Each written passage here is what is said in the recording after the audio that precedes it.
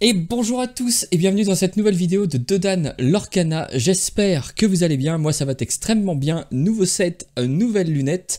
Bref, après cette petite blague, on va passer à la decklist qui nous intéresse, la première du set 4, le retour d'Ursula. Mais avant de passer au deck, je vous rappelle que vous pouvez d'ores et déjà liker, commenter et partager la vidéo, voire vous abonner à la chaîne. Merci à tous ceux qui le font, on est de plus en plus nombreux, ça fait extrêmement plaisir. Comme d'habitude, pour les pressés, la decklist se trouve en description de vidéo, tout comme mes réseaux sociaux, notamment Instagram. N'hésitez pas à venir m'y rejoindre. On passe à la decklist. Une decklist que vous avez déjà certainement entendu si vous vous intéressez un petit peu à la nouvelle méta. Je veux bien évidemment parler du vert jaune chanson, discard, on ne sait pas trop encore où il se place. Le fait est qu'il joue 17 chansons, enfin moi la version que j'ai choisi de jouer, elle joue 17 chansons. C'est pas mal, elle joue quand même le package discard. On va commencer par faire les choses dans l'ordre. Donc en package discard, on joue évidemment l'Ondin ensorcelé en T1, la 0-1 Killer 2 qu'on connaît, qui fait défausser quand il est défié.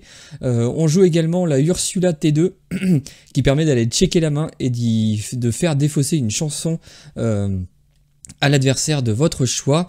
Évidemment, on joue Prince Jean, toujours une très bonne carte qui peut l'aurer fort très vite et qui en plus rentabilise de manière très efficace la défausse de votre adversaire, puisqu'elle vous permettra tout simplement de piocher une carte à chaque fois que l'adversaire va défausser. Pour compléter le package discard, on joue la Ursula, la plus perfide de toutes qu'on connaît, qui chantera extrêmement bien Cruelle Diablesse, qui permet de faire défausser 2 cartes à l'adversaire et donc potentiellement de vous permettre de piocher 2 cartes à vous aussi. Ça joue aussi Il en faut peu pour être heureux, pour pareil encore dans l'optique de discard. Si vous pouvez le chanter avec Ursula, c'est encore bien plus fort, puisque vous allez pouvoir pareil checker la main de votre adversaire et lui enlever une carte non personnage cette fois.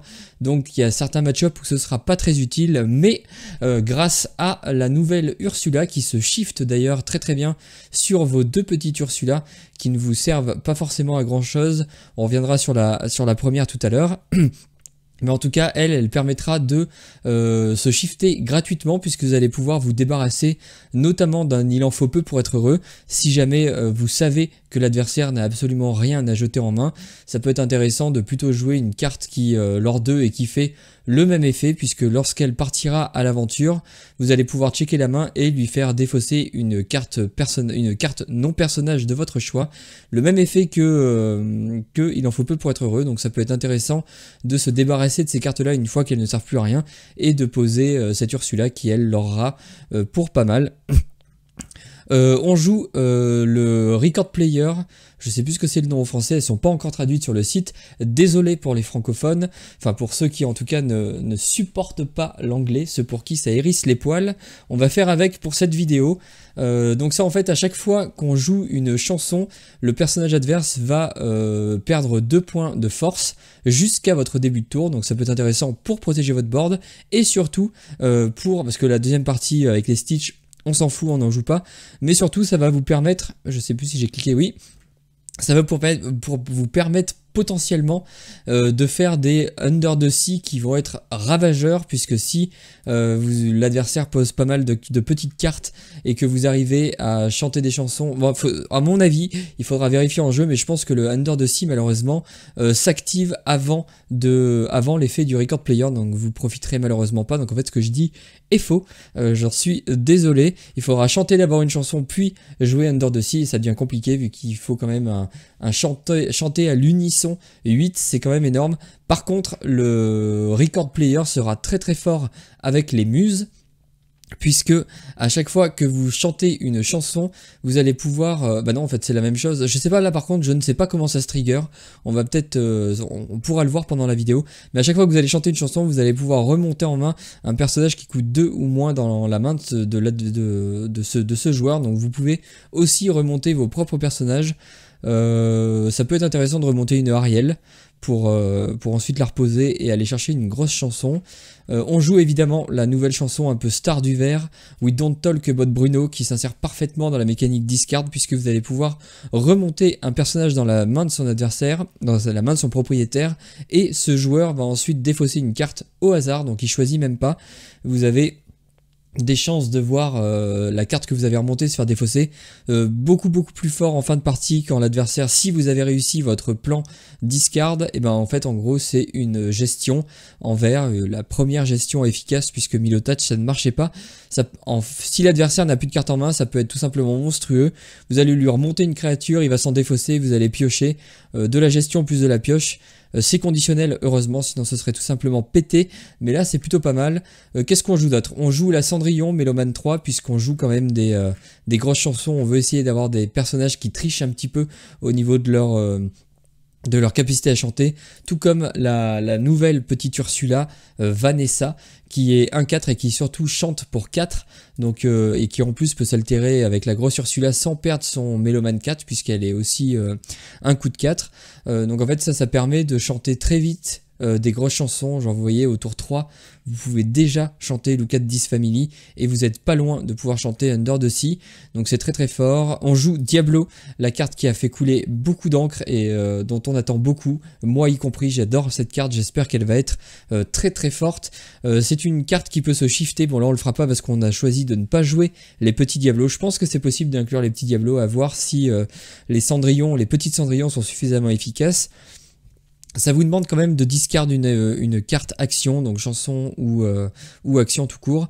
Par contre, il est insaisissable, 2-2 pour 1, bon ça alors pas énorme. Par contre, pendant le tour adverse, à chaque fois que ce joueur va piocher une carte et que ce Diablo est engagé, vous allez piocher une carte aussi. Donc c'est très fort puisque pendant votre tour, vous allez pouvoir chanter une chanson, partir à l'aventure ou faire ce que vous voulez avec. Du moment qu'il finit le tour engagé, vous allez piocher une carte minimum pendant le tour adverse. S'il a une bête en face, vous allez piocher 2, donc c'est pas négligeable. Si l'adversaire vous fait discard et qu'il pioche avec le prince Jean, vous allez piocher 1, donc en gros ça annule un petit peu les stratégies discard hyper agressives de votre adversaire. On en attend beaucoup, j'espère qu'elle sera très forte et j'y crois en tout cas, on va tester ça tout de suite dans la partie. Et ensuite on joue 4 Kida. Alors les Kida pourquoi? Parce qu'elles permettent de chanter à elles toutes seules les We Don't Talk About Bruno, sinon on n'a rien qui chante pour 5, donc c'est un peu dommage de jouer un deck avec des cartes, des chansons qui coûtent 5 qui ne peuvent pas être chantées. Et en plus ça peut permettre, bon alors c'est un peu complexe, il faut... ouais, encore pareil, ça se joue pas dans le bon ordre, mais on pourrait à la rigueur, encore une fois, changer la petite Cendrillon, soit par un petit Diablo, soit par une petite Kida, pour pouvoir altérer la Kida, chanter Under the Sea. Mais en gros, si on a un board qui peut déjà, c'est largement faisable avec le Ariel A3. En gros, Ariel 3 va chercher Under the Sea. Pour peu que vous ayez une petite carte avec, vous allez pouvoir poser Kida, faire Under the Sea, nettoyer le board adverse, et c'est tout simplement très fort. Bref, j'ai beaucoup parlé pour cette présentation de deck, c'est la première, donc il y a pas mal de cartes à analyser. Les decklists ne sont pas du tout finalisés, c'est encore un beau travail à faire pour avoir des decklists optimisés à la perfection. Bref, on passe immédiatement sur Pixelborn. Hop, j'étais perdu. Donc là on est en lab, on peut tomber sur absolument n'importe quoi et ça devrait être correct pour le coup, on tombe contre un vert gris.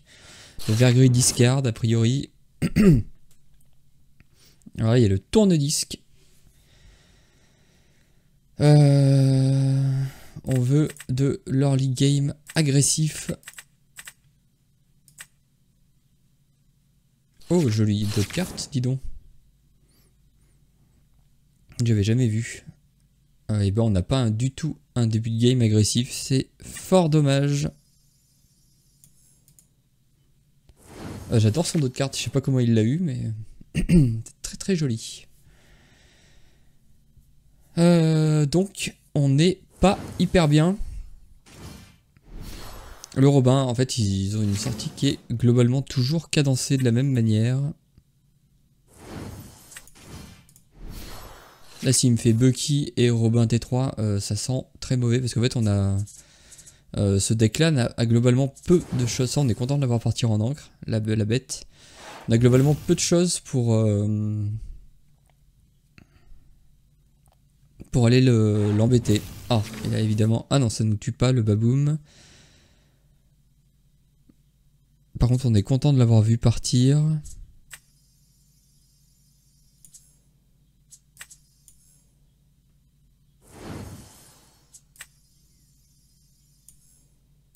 Est-ce que ça veut dire qu'il y a de la place pour le... On a bien fait de checker. Il était là le deuxième baboum, le coquin. Sinon notre Diablo aurait été vraiment nul à chier. Bon là déjà on sait qu'on va se prendre un Robin T3 qui va aller trade notre Ariel. Et on va déjà être un petit peu dans le mal. Oh là là, il a le Zeus.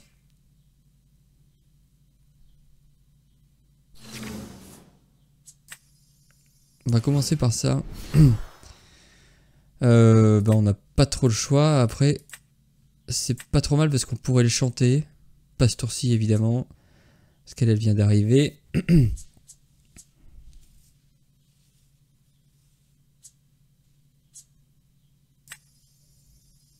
Ça peut être intéressant le tourne-disque. Et on va passer, on espère qu'il a pas une chanson évidemment.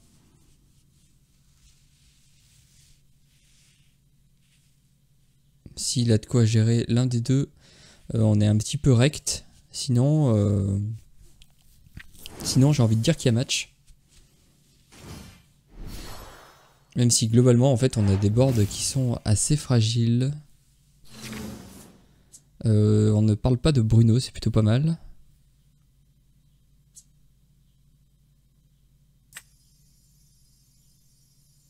Alors comment est-ce qu'on fait?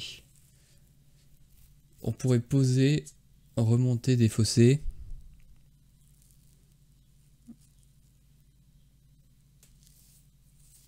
Mais on risque de lui offrir quelque chose, mais après on pourrait le rechanter. Je pense que c'est ça hein, le play. On va voir. Ça c'est pendant ce tour. Jusqu'au début de votre prochain tour. C'est pas mal. Le problème c'est que il me manque une carte. Pour que ce soit parfait. Je pense qu'on va faire ça quand même, tant pis. On va poser ça. Et on va lui remonter... c'est laquelle? Ça va lui faire remonter le petit Robin. Non, on veut pas lui remonter le petit Robin.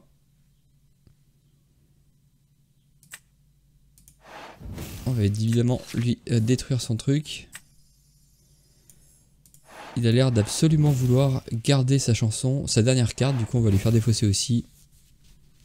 C'était une bête. Bah oui, évidemment. Là, on réduit son comment ça s'appelle, son Robin des Bois à 0. Bon, il peut partir évidemment à l'aventure. Il va partir à l'aventure. Bucky va partir en encre. On va pouvoir aller chercher une chanson.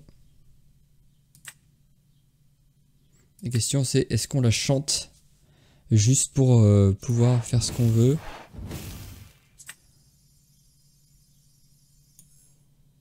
Je pense qu'on va la jouer juste pour pouvoir partir à l'aventure et combler un peu notre retard. Pas mal les petits tourne-disques, ça marche plutôt bien. On est contre Tommy. Ah, dommage. Ça c'est dommage. Il nous gère une petite Ursula. Ça va.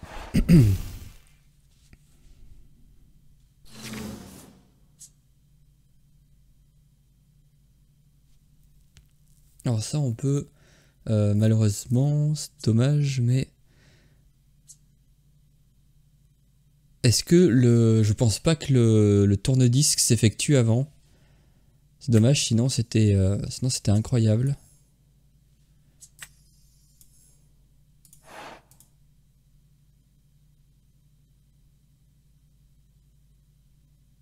On va chanter avec les deux. Ah ouais, voilà, ça ne se... Ok. On va quand même lui réduire encore un peu ça. C'est dommage. C'est logique en même temps. Le spell order se fait dans le bon sens, mais ça aurait été tout simplement diabolique. Bucky. Alors il a des très mauvaises draws. Hein. Bucky, Robin, Bucky. Heureusement qu'on s'est débarrassé de l'autre horreur. La question c'est est-ce qu'on lui offre un prince Jean?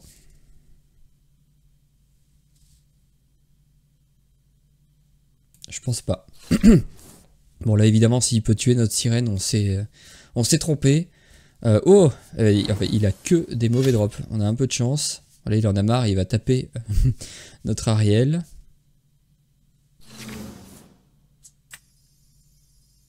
Nous on a Cruel Diablesse. Ça fait rien évidemment. On cible ça. Et ben le tourne-disque qui est en train de faire la game. Puisque là globalement on a gagné au prochain tour. Sauf si il peut tuer Ariel avec un sort et tuer notre sirène. Ça paraît peu probable, à mon avis il va taper dans la sirène.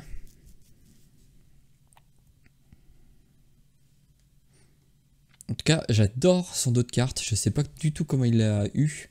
Peut-être une récompense pour... Ah ouais, c'est un peu dommage. Bon on a quand même gagné. Parce que là on leur pour 5.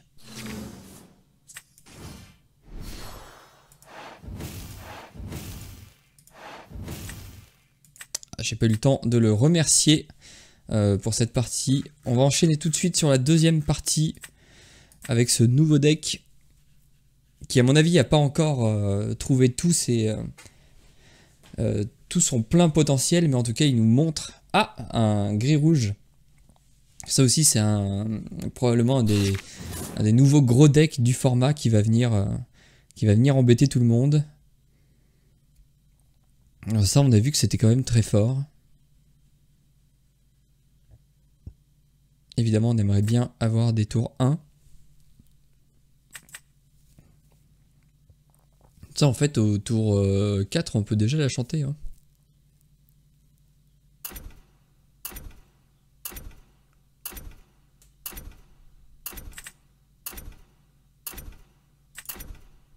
Ah je sais pas, est-ce qu'on garde Ursula ou Ursula? On va garder la mélomane. Ah bah finalement on garde tout. On n'a pas trop le choix. Dommage. J'aurais dû me dépêcher. Alors j'ai vraiment impatient de voir ce qu'il joue en gris-rouge. Ces deux couleurs pour le coup qui ont toujours été boudées dans l'Orcana et qui vont peut-être enfin trouver leur place. Alors ça c'est une très bonne carte dans le jaune-rouge. Oh là là, on va se prendre des Robins à toutes les parties.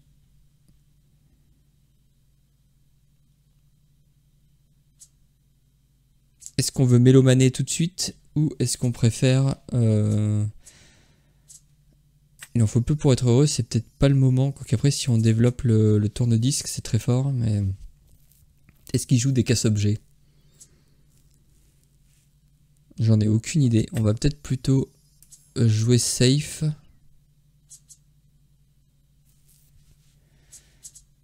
Je pense que ça on va pas l'utiliser tout de suite, on va plutôt garder un plan de jeu un peu de défausse.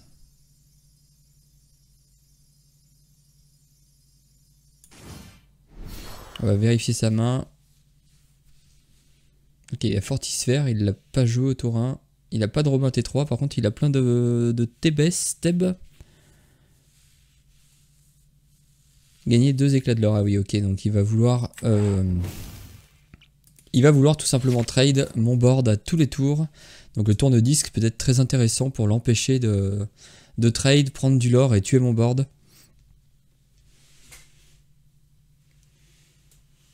On va voir. Il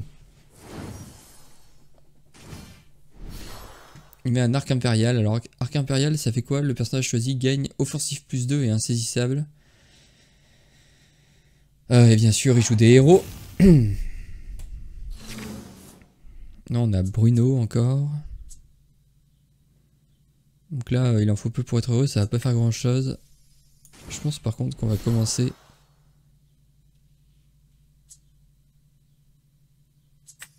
J'ai pas l'impression qu'il joue beaucoup d'objets. On va rester comme ça.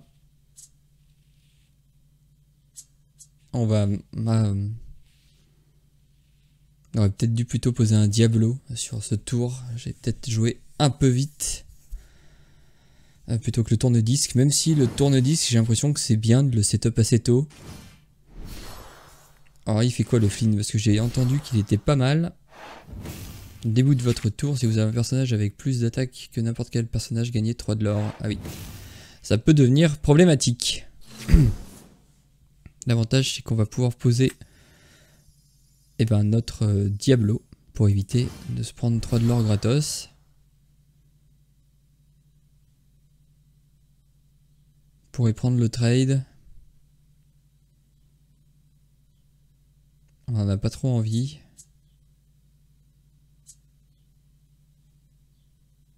On a déjà 5 mais bon. Ah, il faut un personnage coûtant 5 ou plus, donc on a que Kida.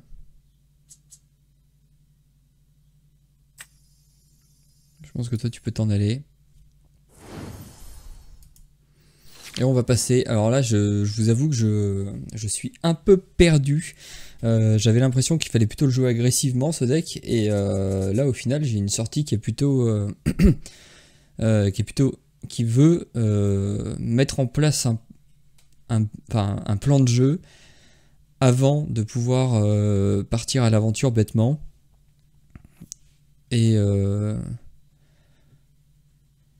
c'est ce qu'on va essayer de faire, mais ça paraît un peu complexe à des moments.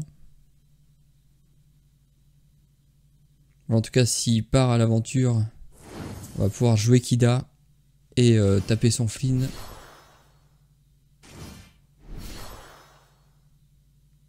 Alors, très marrant. Lumière, à mon avis, qui va être une carte assez forte.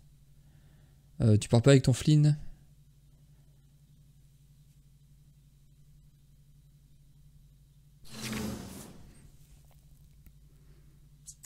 Bon, nous on n'a pas trop de choix.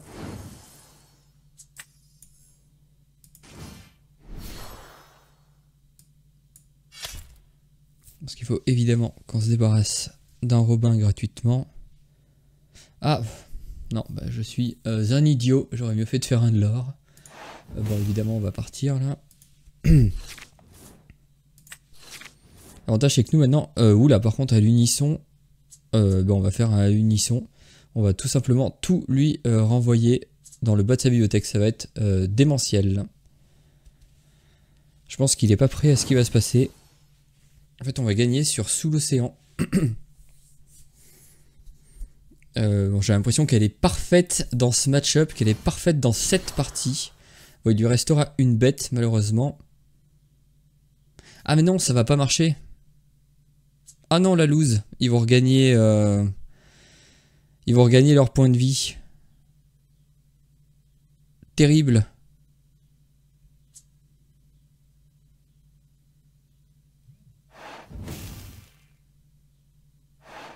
3 et 2, 5. Mince. La tuile.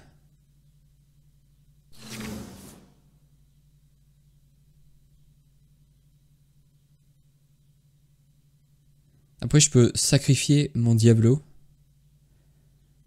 Je pense qu'il faut absolument le faire. Hein.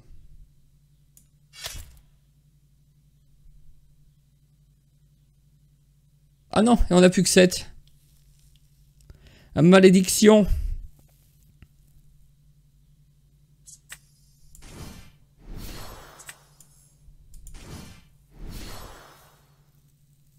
Question c'est... Est-ce que... Non, la Kida, on va la garder parce qu'elle est vraiment trop importante. Elle, par contre, elle peut partir à l'aventure.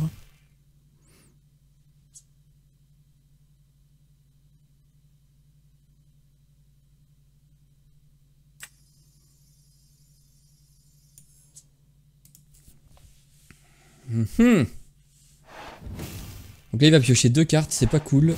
On devrait pouvoir lui tège tout son bord. En fait, oui. C'est vraiment dommage. En fait, il faut vraiment altérer Kida. Ça, c'est parfait parce que ça va s'en aller aussi. Ça va s'en aller aussi. Qu'est-ce qu'il fait, son truc? Ah, d'accord.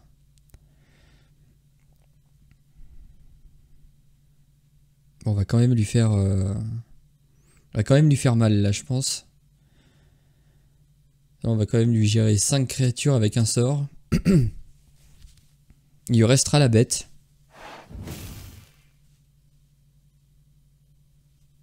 Ça pas, c'est jusqu'au prochain tour ou... Non. C'est juste ce tour-ci.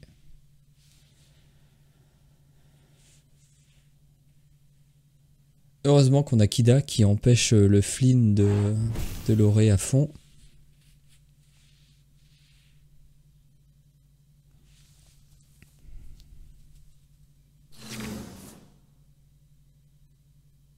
Non mais là c'est monstrueux là.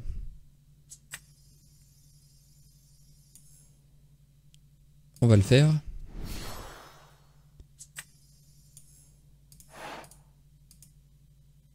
On va chanter. Oh, paf! Alors ça, j'ai envie de vous dire qu'il n'est pas déçu de ce qui vient de se passer. Bah, peu importe. Parfait. On repioche avec le Diablo derrière. On gère son board. On a une Ariel. On devrait pouvoir lui remonter s'il pioche quelque chose de chiant et le faire défausser. Je découvre le deck et les sensations sont excellentes. J'aime autant vous le dire. Les sensations sont bonnes. Ah, et bah du coup il abandonne. On n'aura pas l'occasion de tester plus. Mais j'aime beaucoup. On va en faire une dernière. Avec ce deck. La nouvelle terreur de la méta. Point d'interrogation. Et là on va tomber contre... Bon, j'avoue que là les astres se sont un petit peu alignés. Ah, jaune-rouge, Mufasa, Disneyland Nurse. On go second. Bon, la tourne 10 nous a pas aidé, étrangement. Alors il en faut peu pour être heureux, je pense que contre un Mufasa ça sert à rien. Ça par contre ça peut être pas mal. Ça aussi... Bah, écoutez, on va garder. Ah, j'aurais peut-être pu jeter la sirène. Ça dépend ce qu'on pioche. Bon, on a Méloman 2, on n'a pas de chanson, donc je pense que la Cendrillon va partir en encre et la sirène va rentrer en jeu. Là, ils ont tous ce magnifique dos de cartes. Il va falloir que j'enquête pour savoir comment on l'obtient. Là, il a rien fait tour 1, c'est un peu classique pour les decks Mufasa. Il me semble pas que dans la nouvelle version, il joue plus de T1. Pongo, classique. Reine de cœur, par contre, j'en ai vu pas mal. La lanterne, donc lui, il joue plutôt lanterne. On aurait pu faire un Il en faut peu pour être heureux. Bare Necessities, bon, maintenant, je pense que il doit pas avoir grand-chose. On sait jamais.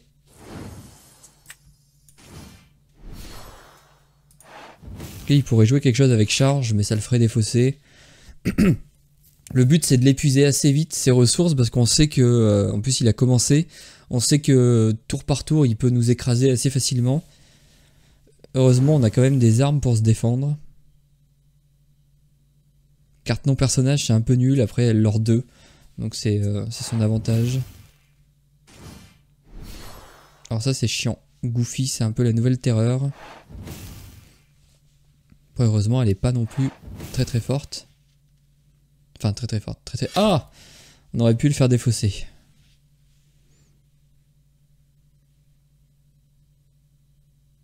Là, nous, on espère trouver quelque chose de pas mal. Trouver un Ne parlons pas de Bruno, par exemple. Ou à l'unisson. On a vu que... à l'unisson sous l'océan. Là, il commence à avoir plus trop de cartes. C'est plutôt bien pour nous. Est-ce qu'on passe devant en l'empêchant de piocher, sachant qu'au bout d'un moment, il va avoir des gros hits à chaque tour. Le pire, évidemment, c'est s'il nous cache une réponse.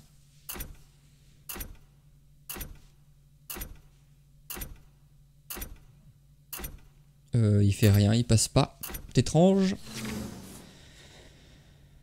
Contre toi, Ursula, je suis pas certain. En tout cas, pas tout de suite.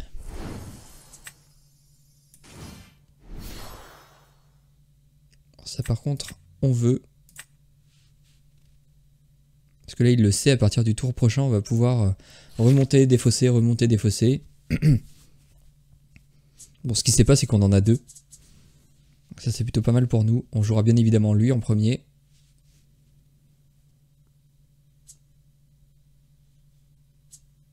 Bon, on a ancré quand même une Ursula, on aurait pu attendre peut-être, plutôt ancrer le tourne-disque, mais j'ai l'impression que le tourne-disque peut faire quelque chose. Ok,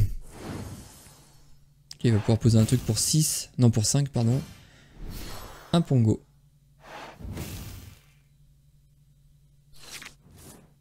Ok, ça c'est pénible.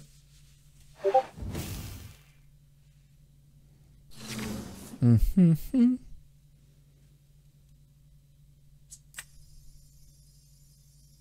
pense que la petite Cendrillon, on n'en a pas besoin.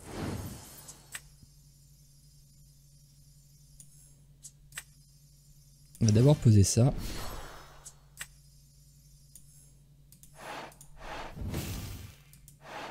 Lui remonter ça, le faire défausser. Lui réduire sa force avec ça. Partir à l'aventure. Là, il y a une 0,4. Prochain tour, on peut... on a du mal à le faire défausser ces dernières cartes, c'est un peu dommage. Ursula, la fiancée d'Eric, bof. En plus, elle demande... Au final, les alters différents, c'est fort, mais c'est aussi contraignant. Genre, si je veux l'altérer, mais que j'ai pas de chanson à défausser, genre une fois que j'aurai joué, ne parlons pas de Bruno, bah elle sert un peu à rien. Alors heureusement, il y a des cartes chansons qui deviennent moins fortes au fur et à mesure de la partie, donc j'imagine que c'est avec ces chansons-là qu'on va plutôt préférer les altérer. Mais, donc là on craint quelque chose à 6. Un Pongo, ça va. Une bête qui se blesse.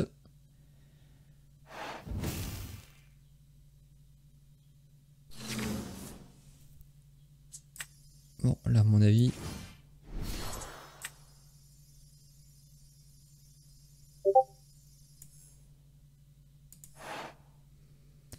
On va chanter, on va lui remonter... J'ai pas envie j'ai peur qu'il ait une réponse.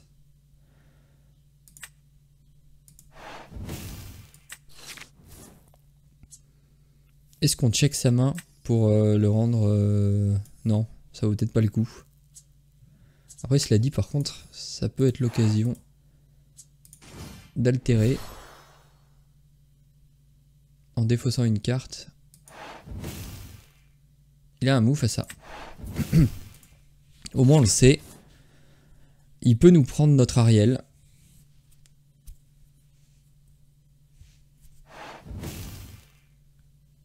Il va jouer évidemment son Mufasa.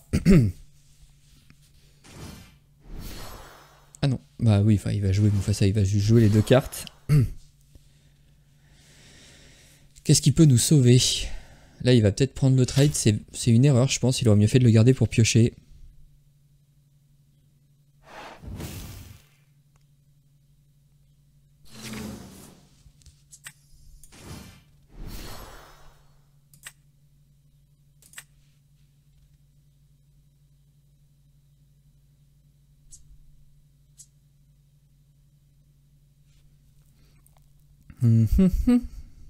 Donc ça on veut pas lui donner, mais bon, en même temps c'est pas incroyable. Elle, c'est sûr qu'elle part, elle risque de se faire gérer. Est-ce qu'on ancre la petite Ursula? Bon, on verra au prochain tour, mais on n'est pas très bien.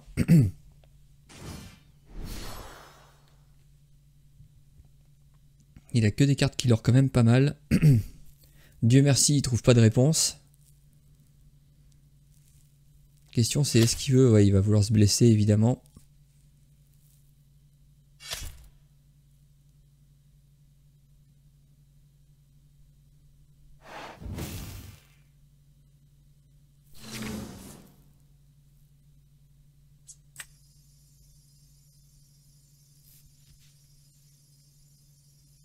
Je pense qu'on va commencer comme ça. On n'en veut pas de ça.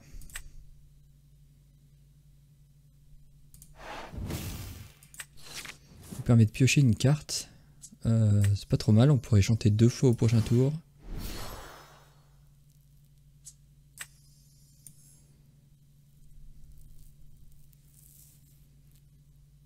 Ah mince, j'aurais mieux fait de détruire elle. Mais quoi qu'on lui offrait notre prince Jean, j'ai pas envie d'y offrir notre prince Jean. Ça je pense que On va le garder. On va le garder juste pour chanter 2 fois. On s'en fout de lui faire défausser, mais pour pouvoir lui nettoyer un petit peu le board. Parce que là, il commence à être pénible. On est content de s'être débarrassé du Mufasa. Donc là, il peut poser un truc à 8. Le pire, ce serait un Stitch Surfer. Et pourquoi est-ce que j'appelle les cartes? Bon, là, on est... là, on n'est pas bien.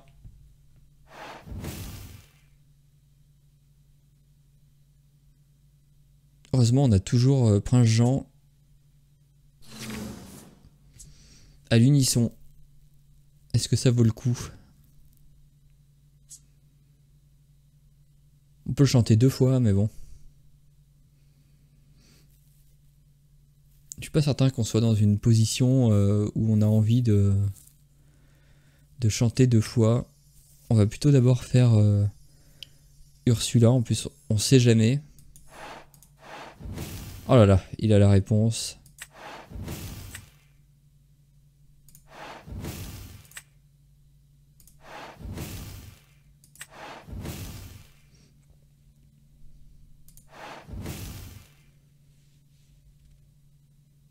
La question c'est, est-ce qu'on s'occupe de son board?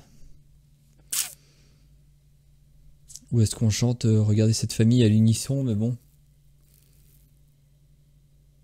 Est-ce que j'ai assez au moins 5? 6, 7, 8, ouais.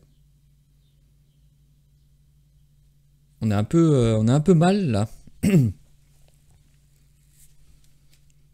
va essayer d'appliquer les conseils de Thibaut de nos jeux de société et de faire un slow play. Alors, qu'est-ce qu'on pourrait faire? Donc, en même temps, on n'a pas trop de choix, j'ai déjà réfléchi pas mal, mais est-ce que ça vaut le coup de faire regarder cette famille? Est-ce que ça vaut le coup de piocher 2 cartes? Le problème, c'est qu'il passe à 17 si on fait rien.